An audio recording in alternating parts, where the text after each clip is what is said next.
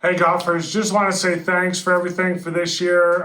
2023 has been a crazy year, moving, family situations, it's been crazy, but I really do appreciate y'all's support, continuing to watch the videos, and now we've hit over 8,000 subscribers, so thank you very much. Wish you guys happy holidays and happy new year, and I can't wait to show you what we got cooking up in the lab in 2024.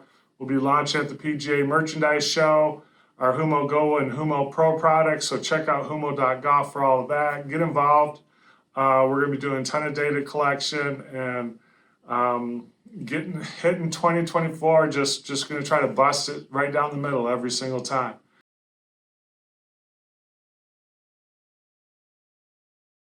First, welcome to another episode of How to Generate Smooth Power in Your Golf Swing. We're actually going to get to the driver today.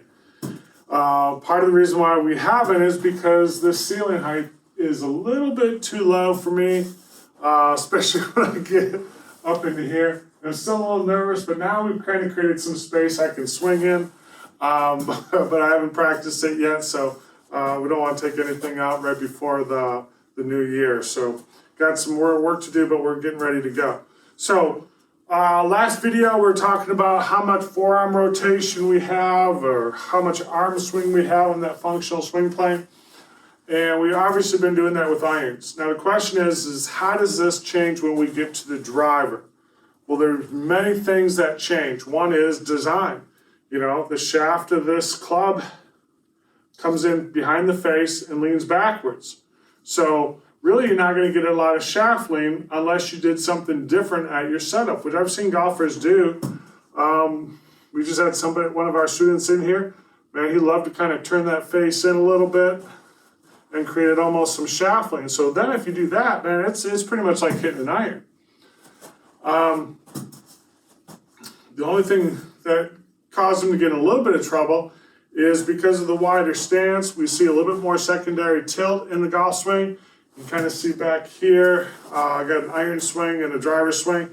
Body alignments, that secondary tilt is different, width of stance. And also, depending on how much up, level, or down we're swinging on the ball, those are other factors that determine how we deliver the club with our arm swing through impact. So, and then what happened is he had driver swing, you kind of hit the face, flip it over, ball goes left. Now you start making compensations with your body, start leaning back, ball went right. So I prefer to see the club head sit how it's designed. And if you don't like the way that looks, change the settings. You can always change clubs. These are pretty good. And find something that looks good to you. There's a whole fitting process, which we'll do some other videos on. But also loft. I've had students that play with 8-degree drivers and they're trying to get the ball up in the air. So what's going to happen through impact? The reverse back up on it. So you really need to get this organized with your driver about how you want to deliver it. And let's start with that. Do we want a level angle attack? We see some of the TrackMan numbers working downward a little bit. That's to create a little bit more backspin to produce a little bit more accurate drives. Long drive guys, man, little loft on the club, they're leaning back, they're swinging up 5-6 degrees on that with 5-6 degree drivers to take the spin away. So those are two different extremes on how to control the ball flight. So I like to be something where it's level. Okay, trying to zero it out with this path and keep everything neutral in a sense. But you kind of have to make it based on, again, your grip alignment, everything we talked about with the irons. Same thing with the driver. So width of stance, ball position, all those things. I like to get set up and leave them alone. And then all I'm doing is just delivering this club. Now we do see a little bit more of the wrist going into a flexion mode. Why? Because of the design of the club. I'm not shaft leaning it, but you can. Again, those are options. You're just going to need a different lofted driver. Okay, so first of all, determine your setup. And again, what I would also want you to start out with is knowing where this your alignment, trail hand alignment is. And again, let's stay on this functional swing plane. It's just a little bit different angle than what we see with the irons, okay? But that's based on its design. So don't fight the tool that we're using, just work with it or get a different tool.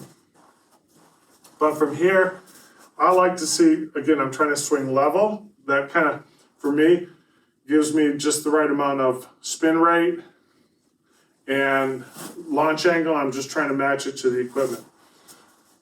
But from here, we're still doing the same thing. We're still delivering it, but we're going to see our body in a different position. I need to get this club head in front of me in order to get the ball to go straight. So it's a different type of release. It's not getting up on top of it. It's letting that club head get in front of us in order to hit the ball and optimize club head speed. So it is a different swing, but we're still using the same technique to drive the motion. But this controlling of this trail wrist and trail hand is critical in your golf swing. So thanks for watching. Head over to humo.golf where we're going a little bit deeper into the numbers and how to produce all these shots. See y'all.